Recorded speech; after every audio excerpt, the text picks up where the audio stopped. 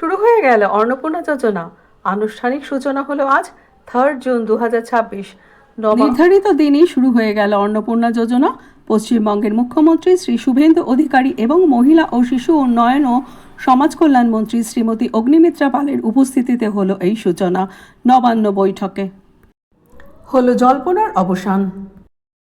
জানানো হলো আজকে থেকে ডিবিটি দ্বারা অন্নপূর্ণা যোজনার মানি ট্রান্সফার শুরু হয়ে গেছে। এরপরই সকলের উপস্থিতিতে যে 5 জন মহিলাকে প্রতীকী চেক দেওয়া হলো, ওনারা হলেন সুমিত্রা রায়, সন্ধ্যা দেবী, রিঙ্কু পোড়েল, সুমি মান্ডি এবং রাজকুমারী দেবী। ওনারা পেলেন অন্নপূর্ণা যোজনার মাসিক 3,000 টাকা পাওয়ার গ্যারান্টি। মুখ্যমন্ত্রী অত্যন্ত খুশির সাথে ঘোষণা করলেন যে গত 3 দিন ধরে জেলা শাসকদের, বিডিওদের সাহায্য নিয়ে এবং বড় অংশের জনপ্রতিনিধিদের নিয়ে জনগণের অংশগ্রহণে ভেরিফিকেশন করা ফর্ম পোর্টালে নথিবদ্ধ করা গেছে 28,25,769 জনের। এই সকল অ্যাকাউন্টেই মোদিজির এই গ্যারান্টি স্কিম ট্রান্সফার করা হবে।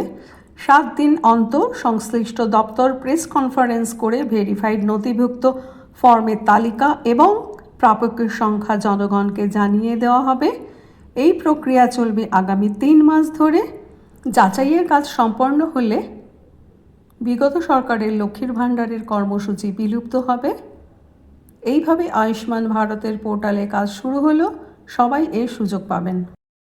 সর্বশেষ পাওয়া তথ্যগুলি যদি আপনাদের সমৃদ্ধ করে থাকে তবে একটা লাইক করে দেবেন, আর একটু শেয়ার করবেন, আর কমেন্টে আমাকে জানাবেন, আর সাবস্ক্রাইব করে আমার এই চ্যানেলটিকে একটু এগিয়ে দেবেন। আজকে আসি।